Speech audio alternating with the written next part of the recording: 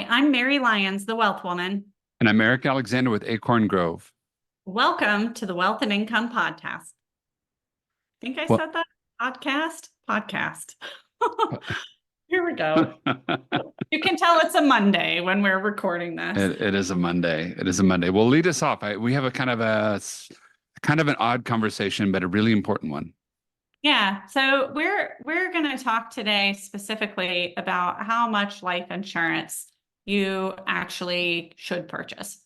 And I think that's the kind of thing on the front end that you're like, oh God, this conversation. But I think it's really important to have this conversation. And I say this coming off of an especially heavy weekend. Eric and I Yeah. both do a celebration of life ceremony for a client of ours this weekend who also was a friend. And these are one of those moments in life where you can either feel really good about the work that you did or not. Right. It's a hard enough situation when you lose someone that you know or that you're very close to the family, but especially in our line of work, these things I think are above and beyond the emotional impact. There's the, did I do my job correctly? Yeah. And how has the work that I have done, how is it going to impact this family moving forward? And so Yeah. these are conversations that I think as adults, we aren't like super excited to have, but I think they're incredibly important to have because the way you do some of this planning determines, in the event that something really awful happens, it determines the experience that your family has once you're no longer here. And we've had, having done this for as long as I have, I've been licensed now for over 20 years. Right. I've only ever lost 3 clients, one of whom was uninsurable when I met him due to having repeat cancer. Right. But of all the clients I have, and there are thousands, I've only ever had to show up with a check twice because everybody else is still alive. Right. And I think that's sort of a very small number given how long I've been in the industry, and how many clients I have. And Eric, do you know how many times you've been in that situation where you've lost a client? Yeah, I think I've probably lost 4 or 5 at this point, Yeah, over the years. where they've graduated from the planet. Yeah, whether they've graduated from the planet or somebody close to them on that side of it. Yeah, I've been to more funerals than I care to go to.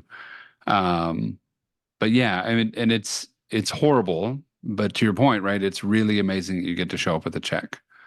Mhm. Not always to the funeral, but you get to show up with a check a few weeks after that, Yeah. and it's really neat to be able to be there and to hand that off and know that we either did the best we could or we got as much as we could get, and either way, you're in a better position than when you started.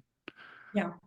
So we're going to talk a little bit about how you determine how much coverage you should have and what that actually means. And I say that in part because of conversations I've had in the past week leading up to the service that we went to, Right. with other clients, even where they've said, oh, I had no idea that's why someone said that, or I had no idea why that was the number. And it clicked very differently when they understood that. So Right. I think probably we should talk first about the ways that that'll come later. I think we should talk first about how you determine what the number is. And there's different calculations that different advisors will use. And so I think maybe the context of what you hear or what you read online versus what we subscribe to and why, Yeah. would maybe be helpful. Yeah, and one of the easiest ways to go do the math, or one of the easiest or most common ways that a lot of advisors will use to figure out how much life insurance you should have, is what we would call financial needs analysis. And it's Mhm. basically a little quick spreadsheet that says, all right, you're X years old. How much do you owe on your house? Do you want to send your kids to school if would you like to be able to pay for their college? All right, how much do you think that's going to be? And they'll start running through sort of a list of what you owe, what your outstanding obligations are, and then let's create a death benefit that's big enough to cover all of those things. And it Mhm. on paper, it makes sense, right? If I can't be here and I owe money to Wells Fargo for my house or whoever owns your mortgage, you need to be able to write that check and make that go away. Or if you want to send your kids to school, those are big expenses, and it'd be nice to have that money show up in a worst case scenario. I'm generally not a fan of that model. Yeah. To me, that is not a very abundant model. That is a how do I keep from going broke, not how do I have an abundant life. And so at its context, I hate the question. Yeah. And so while you were even talking through some of that, I did a quick Google search just to see what would come up if I said, how much life insurance should I have? And actually, the first thing that came up was kind of neat. It was a calculator, and it asked you questions like, what do I actually want as the outcome to help you get to that? But the second thing that came up really just said, multiply your income by 10. Right. And then there was another one, which is what you're describing, where you do debt, income, mortgage, and expenses. And you just kind of go in there, expenses being things like kids' college education that I know I Right. want to pay for, or a wedding for my kid, kind of a thing. Right. Pay off the And so, cars. right. And so almost everything that starts to come up after that is on the needs-based calculation, which is just sort of, what do I need to get by? And I always have such a weird response to that, because where else in our life do we ask that question? What's the minimum acceptable for me to just kind of, right? Yeah. That's not the way we think about things. And yet here we do, because I think part of it is the reality is that most of us are not going to die an untimely death. Most of us are going to live to a nice, ripe old age of at least life expectancy. Right. But, people die early and people live longer, and there's no telling who it's actually going to be, right? Actually, the first time I ever had to take a check to a client, the individual who was buying insurance as part of their overall financial plan Right. got an elite rating. And an elite rating, I mean, usually I don't even tell people the elite rating exists, because we see it so infrequently. Yeah. It's something like 1 or 2% of all approved applications end up in that sort of elite status. So, Right. and people are always mad when they don't get it. Even if you preface it that way, people are always mad, right? Like, I'm elite. Well, no, you're not. Sorry. You had asthma as a child, so you're kicked out. I mean, everything has to be perfect to end up there. Right. Anyways, this gentleman came in and he had that elite rating. Right. Yeah. And he's like, why would I bet against the insurance company? They already think I'm not going to die. Why would I bet against them? If they're making it this cheap, it's because I'm not a risky bet. Right. And I remember, I mean, it was he implemented all the income strategies, and I tried to get him to take some term insurance, and he was like, no, thank you. I don't want that. I'm not taking that bet. I'm not betting against the insurance company. They have actuary on actuary doing all of this math. So I'm good. And I was like, I don't think that's what you're supposed to take from this. I think you should just be really glad that the coverage is like half price Oh my compared God. to And other people. it's so annoying. It's annoyingly cheap. You should literally take everything you can get because it's so cheap, sir. Yeah. But you always run the risk, especially sitting on our side of the table, of coming off as being pushy or aggressive or salesy, Right. even if you're coming from the right place. And Right. so, I said, okay, he's an adult. He looked at this, they made their I decisions. did my part. Right. I did my part. And then I'm going to tell you, Eric, for 2 weeks, I didn't have a good night's sleep. I woke up like every night just thinking about this family, because he was the primary earner. And while his wife did work as a realtor, her income was nowhere approaching what his income was. Right. She was spending most of her time raising their kids, and, she worked when she could, but raising kids is in and of itself such an important job. And so I just kept waking up thinking, oh, this isn't sitting well with me. And this is one of those times too, where I feel like this is kind of a God thing, because normally I would be like, well, I said what I said, they made a decision, so I have to respect that. But for whatever reason, this one was just stuck in my craw. And so for like 2 weeks, I just started calling him and I was like, hey, I know we like implemented your plan moving forward, but on some of the protection elements, I don't think we're in the right place. And I finally, like 2 weeks in, I was like, listen, I can't sleep at night, so you have to call me back. So he finally called me back and he was like, hey, I'm not going to take What? everything Quit bugging me. Yes, right. He said, hey, I'm not going to take all of the advice that you've given me. Like, I'm not going to do everything you're telling me to do. But he's like, I'll do half of it if you will just stop calling me. And I was like, yes, sir. I feel so much better about that because at least it's closer. And then I'll just keep working on you. Right. And so, Right. so that situation was really interesting because, you know, probably 3 or 4 years later, I got a very cryptic call, and then met Yeah. with that. And he had a terminal diagnosis. And the only thing he remembered is that he didn't listen to me. And because the term was so cheap that he had put into place, I think it was like $1.5 million, of coverage, and he really needed probably 3. But because it was so cheap, he didn't even remember he was paying for it. Like it just Right. came out and it didn't hit anywhere on his emotional radar, I guess. So he was in panic mode. And then when I showed him what he had done, and then we looked at the rest of their assets, because of all of the work we did, we were able to get his wife to about 80% of the income he was producing Right. for the rest of her lifetime. Right. And This is especially because amazing. she had to take care of him for the 3 years when he was declining. But she pulled me aside one time and she said, you know, other people that have the same diagnosis are Right. fighting because they're angry because they have to take care of their spouse and they know there's nothing there when their spouse is gone, except all of the debt from the medical bills and all Yep. that kind of stuff. And she said, you know, we're having a totally different experience because I know he did what was needed to take care of me. And it makes it very, very easy for me in this situation to take care of him. And to be present. Yeah. Right. Because she wasn't worried because she knew. I mean, we had already done everything we needed to do to make sure she was going to be okay. But had we done needs analysis, Yep. we could maybe paid off the house and then there would have been no income, no ability to pay for the kids to go to college, to pay for their weddings, to help them buy their first homes. And because of all the extra work, we were able to do that. Yeah. Well, and to me, the thing that was really beautiful in that situation was she got to work because she wanted to Right.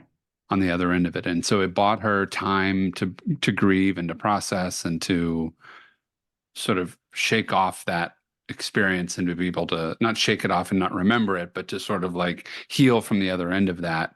Whereas if it was just needs analysis and we just paid for her house and she was like, you know, she didn't have that one burden, she's right back into it the next day. Like, I got to go to work. I got to go manage bills. Even with a year or 2 of income, she wouldn't have been able to maintain any semblance of her existing lifestyle beyond that. And so then there's the pressure to, okay, do I have to go find somebody to remarry so that I can maintain my lifestyle? Do I have to sell my house and move away from all of my friends?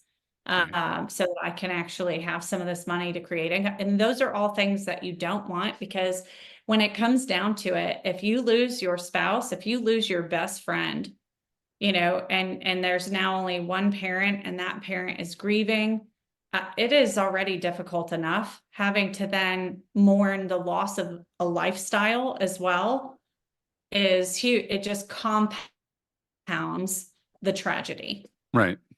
Yeah. It makes it worse and worse and worse. Plus, you know, the kids need help and they need healing as well. And it's hard to be there for them, even in the best case, because you're in the middle of it. Right. Um, So let's talk about other schools of thought. And I think it's worth having a conversation here, kind of beyond the bigger stuff. So we're going to talk some about court of law, and how Yeah. things are determined in wrongful deaths lawsuits. And then I think also talking about, there was a book written called What is Life Worth? Yep. And Kenneth Feinberg, I believe, wrote that. That's Kenneth Kenneth, yeah. Feinberg, yeah, was the person who was in charge of determining what families who lost someone in the 9/11 tragedy would receive in compensation from the US government. Right. So big Right. job. And the recommendations for that came down to one person, and he wrote a book about it after the fact. So I Yeah. think these are, Yeah, and what a brutal job to go figure that out, right? And how do you sort of process that through, and how do you make sort of non-emotional decisions about something that is completely emotional? So, man, good on him for being able to handle that.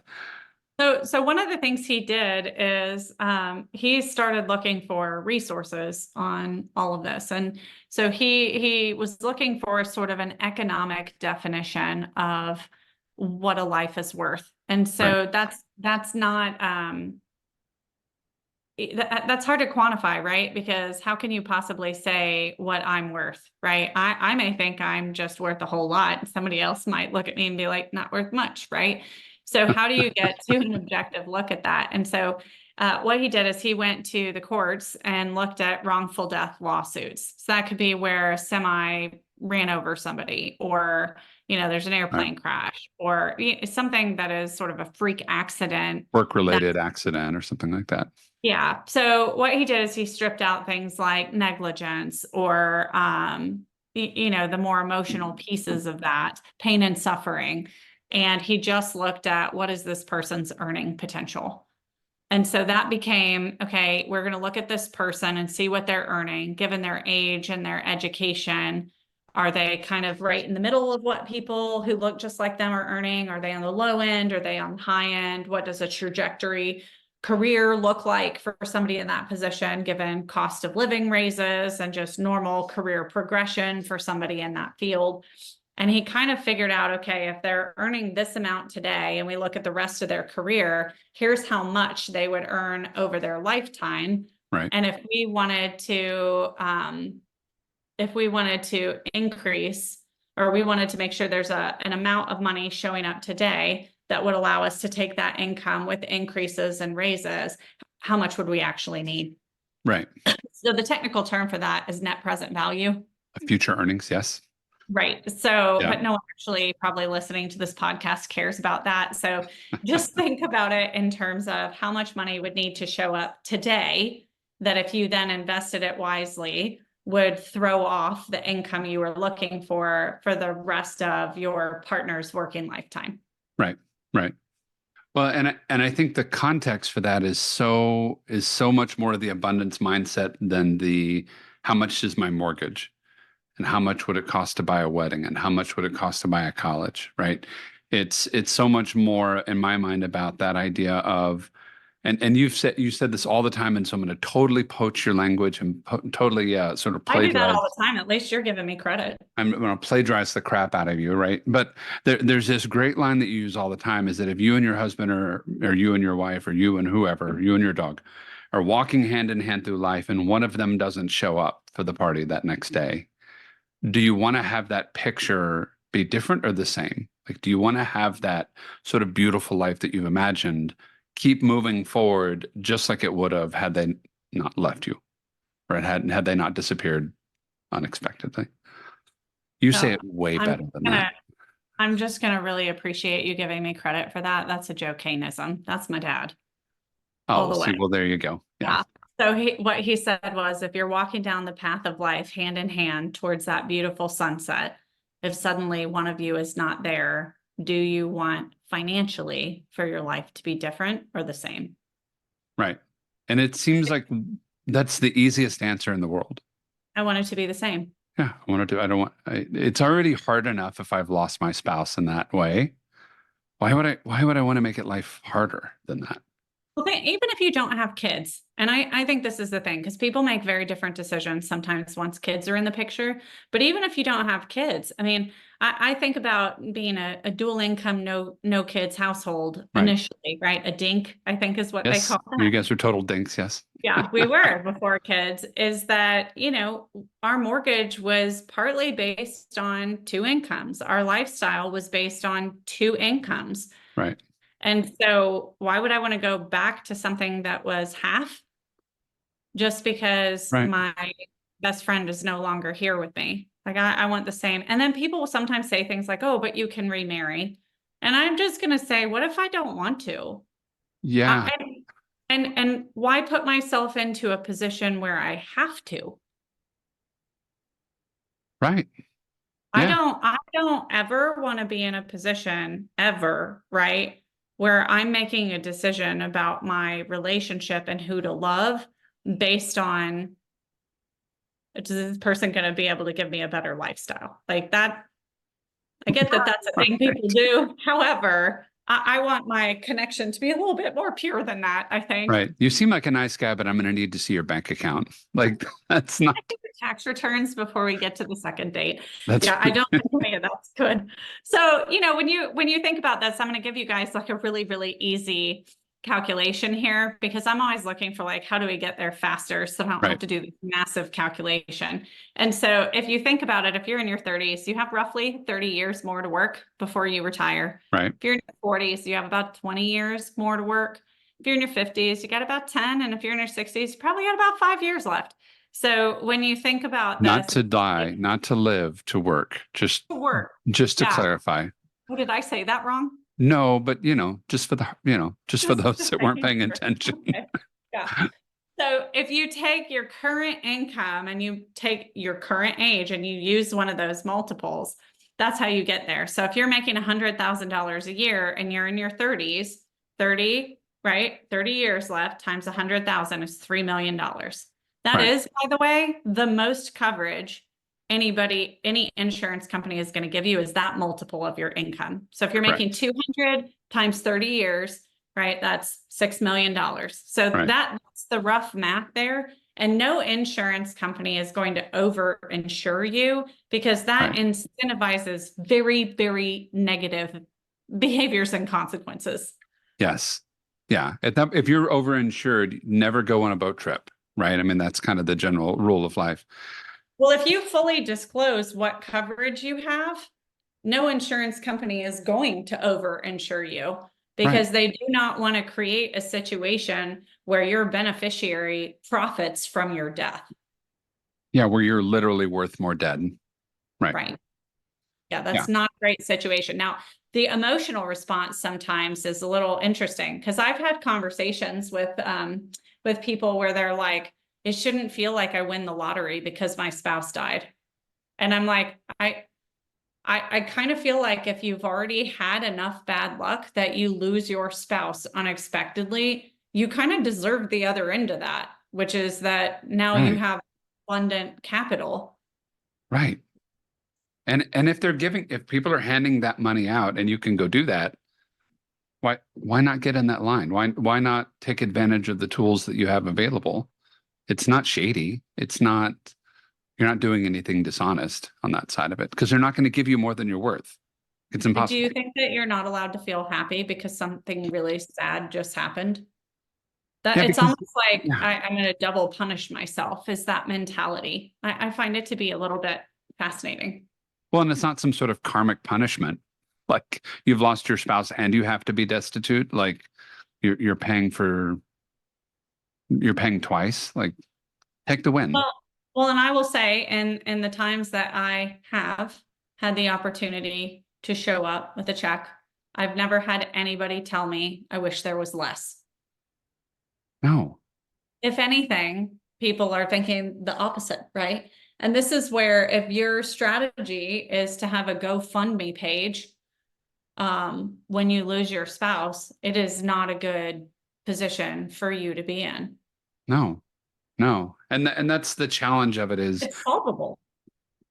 Well, it's solvable. And I think the other end of it is like, we'll figure it out. We'll make do. Yeah, you probably will.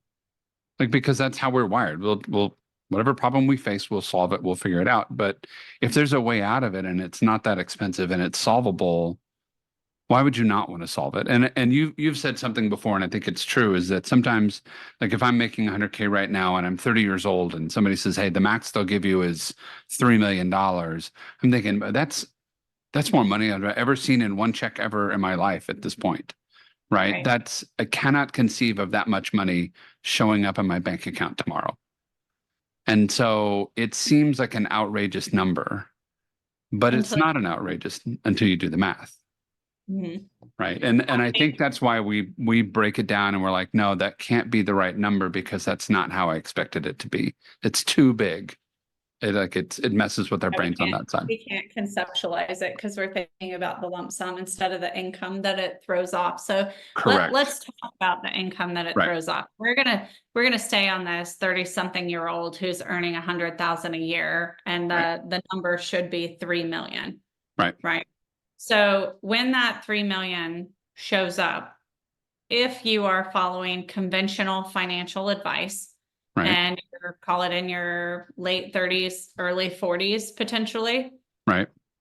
then you can safely withdraw from that account every year 3% if you need it to last for longer than 30 years, which, by the way, you do.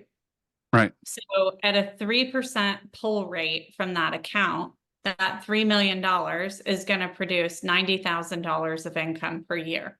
Right. So it's not producing $100,000.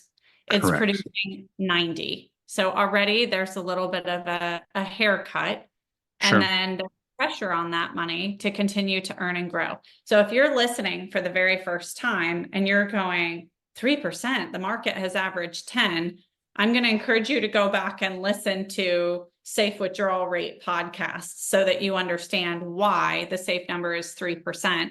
But even if you don't do that, get your phone right now, Google what is the safe withdrawal rate in retirement, and you're going to see that the number is between 3 and 4%. So if you're in your 30s or 40s, you have to be more conservative because the money has to last for even longer than if you're in retirement. Yeah, because if this situation is your situation and you're 35 years old, you have a 40, 45, 50-year horizon where that money has to generate income. Like it is that dollar has to be working super tough for a long time. Right. So I think this is where, like, sharing a little bit of the story for the family that we were just with this weekend. Sure. They became clients, I think, in 2021, Yeah. and we did full-blown, easy button income planning, looking at how they lay the foundation to eventually start acquiring some real estate, although they had not done that yet, and then making sure that we had full human economic value of coverage. So I almost said those words, or I might have said those words earlier, but human economic value is the concept that we're just talking about, which is full income replacement, or as close as you can get to it, given your current income and net worth. That is human economic value right there. It's not human life value because we can't quantify the value of a life, but we can quantify the value of the income. So this particular couple, really paid attention, looked at what was going on with their budget, and placed full human economic value of insurance coverage on themselves.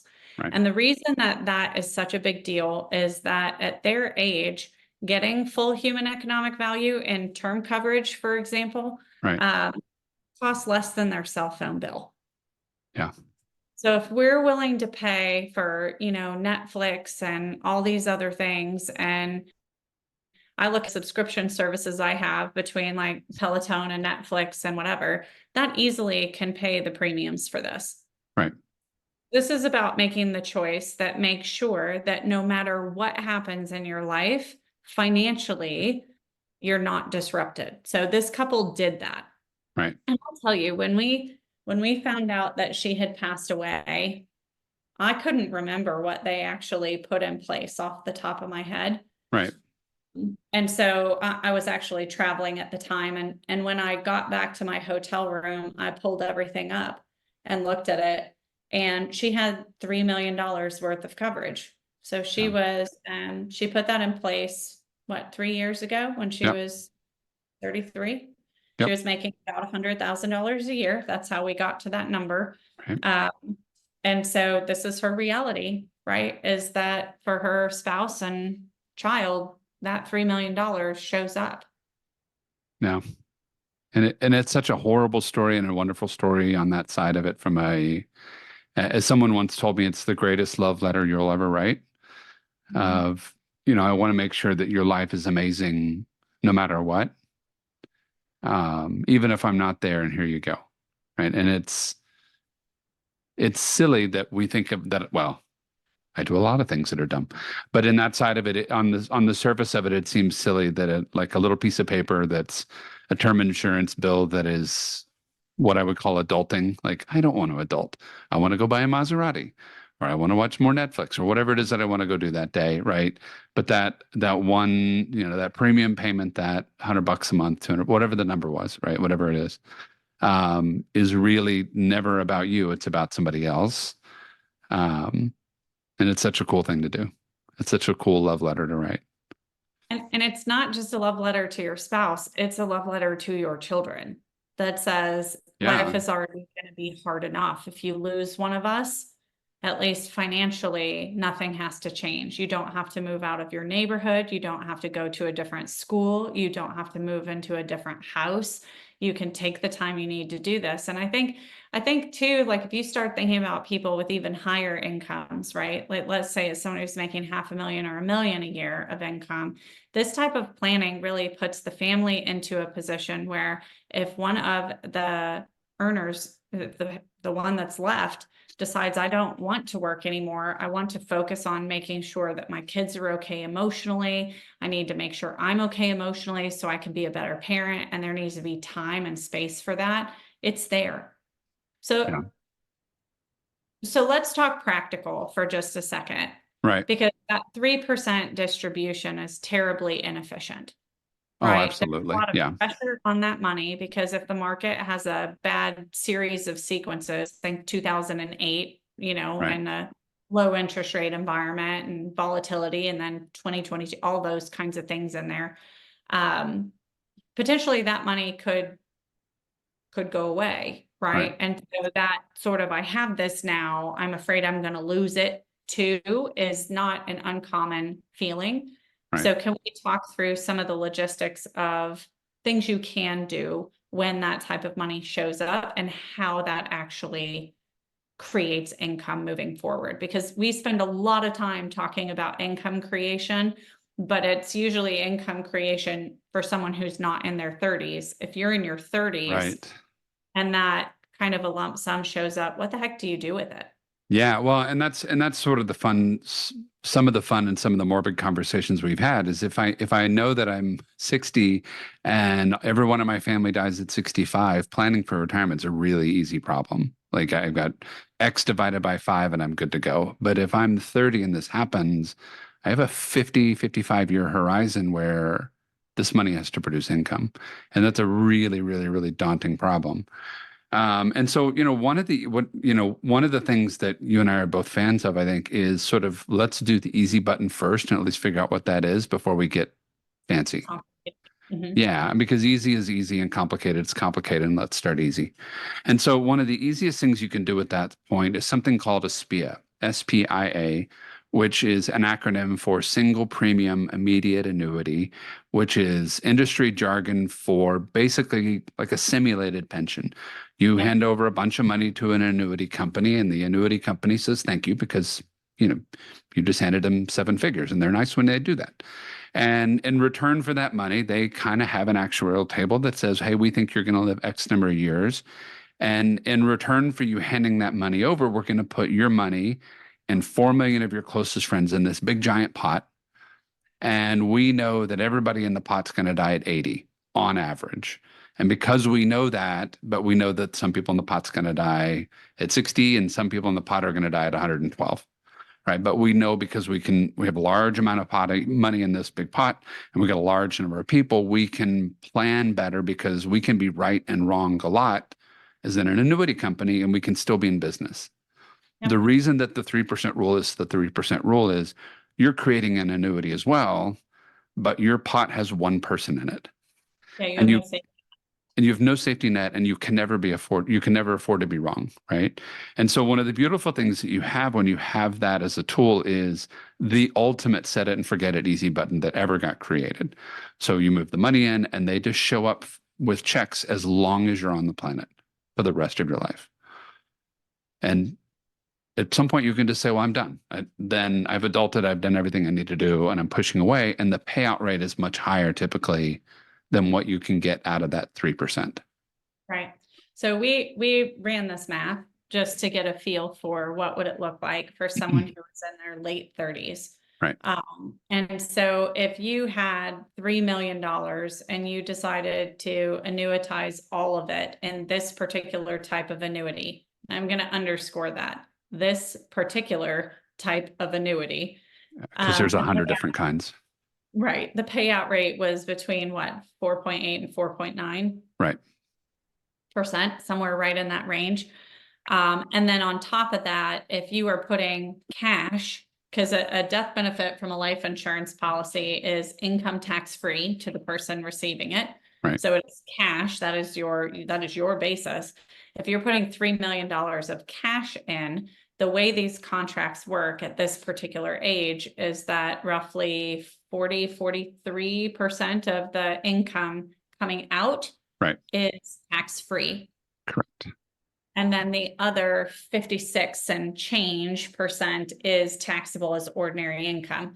So Right. if we sort of gross it up so that you get the pre-tax feeling, like a salary feeling, because you get your salary and then you get to pay the taxes.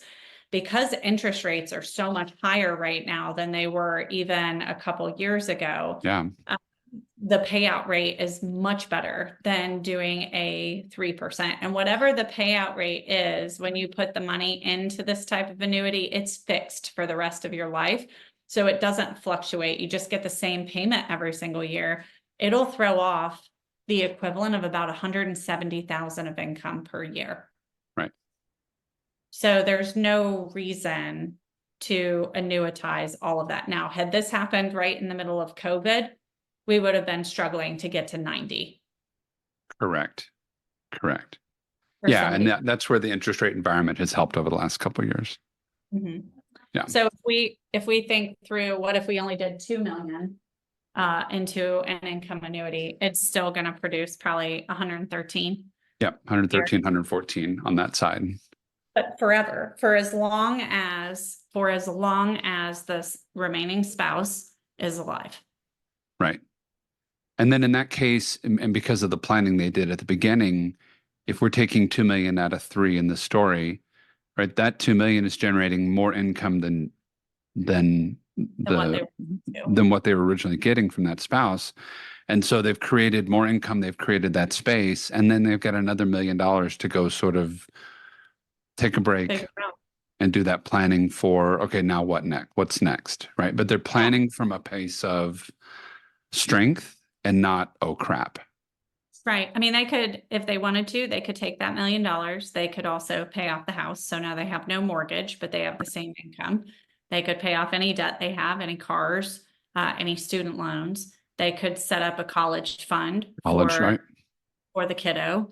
And then they would still have money left over to kind of rebalance the rest of the income plan. Or if it was, hey, I just never want to work another day in my life, and 170 is a totally livable income, go for it, dude. You have income forever. Right. Right. But I think, and that's, which is amazing, right? And I think in that space, I keep going back to Maslow's hierarchy of needs, because it is the basis for all decisions that we make. If I'm not worried about where my next meal is coming from, and I have space to go figure out what's next, it's a beautiful place to make decisions. Right. And to your point, and I'll add the male version of this, if I'm pining for a new husband because my husband died, because I need to make a paycheck, and because I need to make sure I'm not homeless, is a horrible position to be in. You make lots of really, really poor choices. Sure. Or you overlook things you otherwise wouldn't, right? I mean, if you're completely financially independent and like your lifestyle's taken care of forever, then you're dating because it's a choice, not because you have to. Yeah. Yeah. And I would argue that makes you a much better datee. It makes you a much better partner in that relationship. Yeah. Right. Because you're a partner and not somebody that needs a meal. Right. And it's such a horrible way to put it. But you and I talked about this morning. I think sometimes we look at, and this is mainly from the wives that are having this conversation, but it comes from husbands too. But if there's a spouse that's working at home and they're taking care of the kids and all of the stuff that comes with it, and it is an amazing job. I just got introduced to a concept we may have to do a podcast on, but like looking for the volume of things that the person at home has to do on a daily basis. Oh, The pile is amazingly large, as we're finding out in this game that we're playing. It's an your amazing. wife already knew. I'm just gonna put that out there. Oh, she already knew, but now she's like, "Do you see how big this pile is? And do you see how small your pile of things that you're doing?" We have to derail for a minute. So one of our clients was telling us about a book. Yeah, Yeah. it's a book and a game and that's a whole system.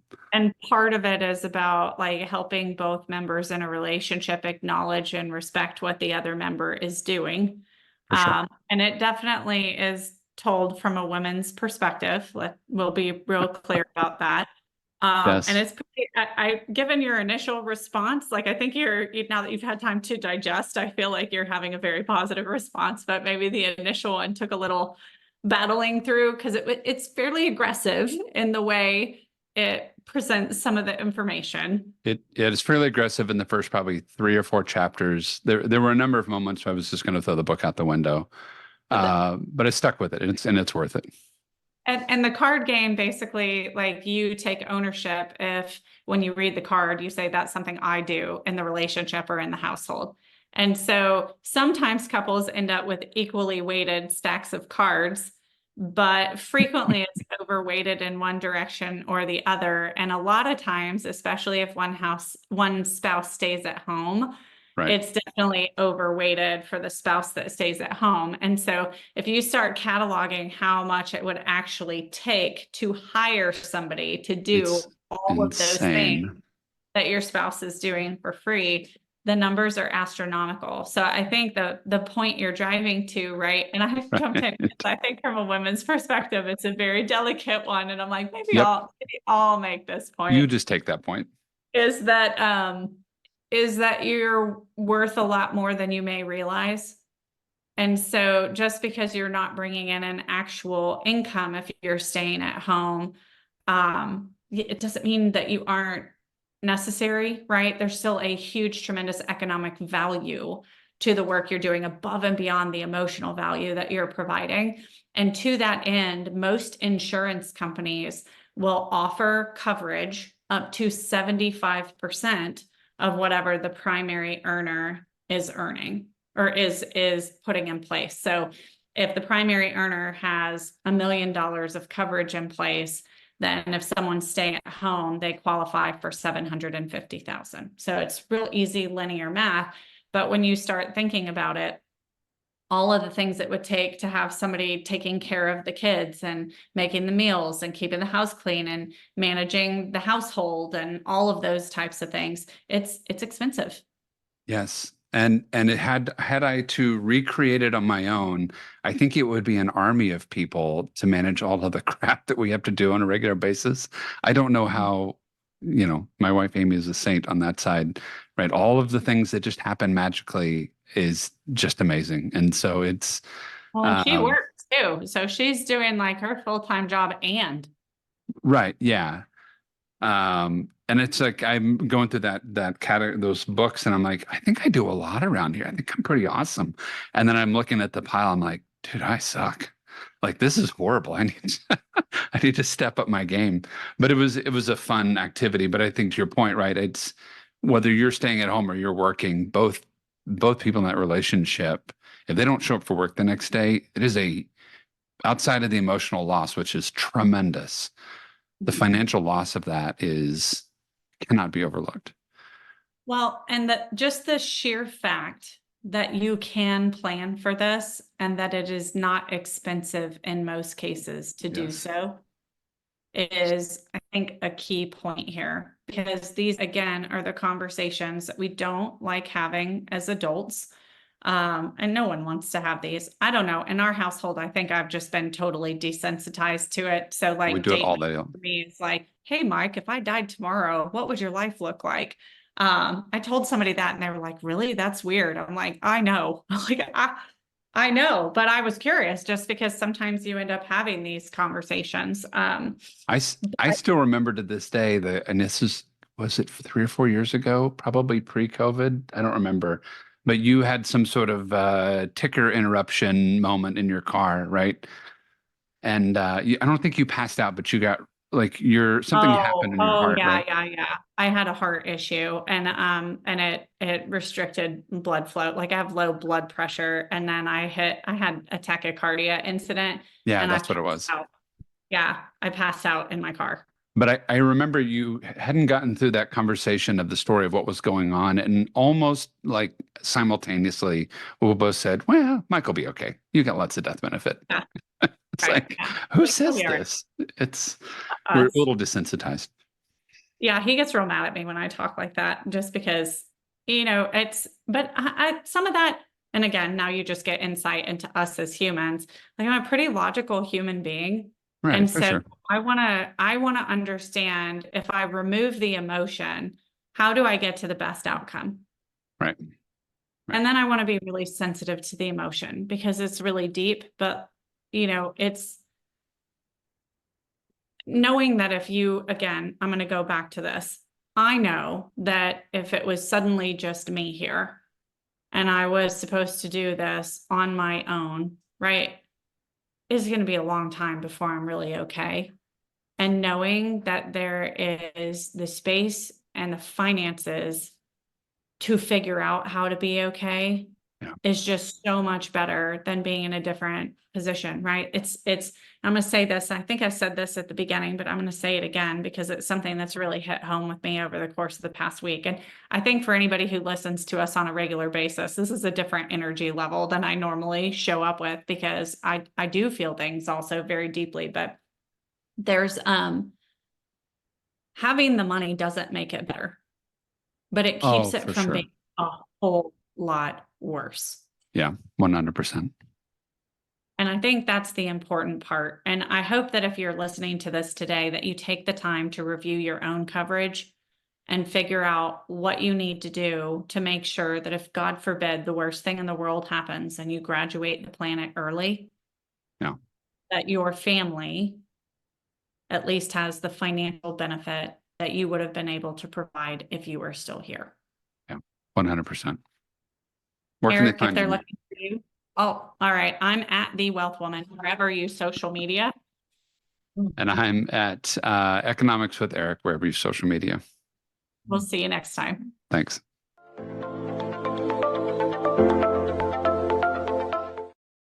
Specific financial concepts and advanced strategies are presented to you for educational purposes only. We cannot and do not guarantee their applicability to your individual circumstance. We encourage you to seek personalized advice from qualified professionals on all financial matters. Provided content is for overview and is not intended and should not be relied upon as individualized tax, legal, fiduciary, or investment advice. Neither Wealth Woman, Acorn Grove, or the Wealth and Income Podcast, nor their representatives provide tax or legal advice. For answers to specific questions and before making any decision, please consult a qualified attorney or tax advisors. All numeric examples and any individual shown are hypothetical and were used for explanatory purposes only. Actual results may vary. Investing involves risk, which includes potential loss of principal. Past performance is not a guarantee of future results. Guarantees are subject to the claims paying ability of the issuing insurance company. Life insurance should be purchased by individuals that have a need to provide a death benefit to protect others with insurable interests in their lives against financial loss. Life insurance is not a retirement plan, investment, or savings account. Not affiliated with or endorsed by the Social Security Administration, the Centers for Medicare and Medicaid Services, or any governmental agency. Insurance and investment products, not a deposit, not FDIC or NCUA insured, not insured by any federal government agency, not guaranteed by any bank or credit union, may lose value. Please visit the Wealth Woman website disclosure page for other important disclosures.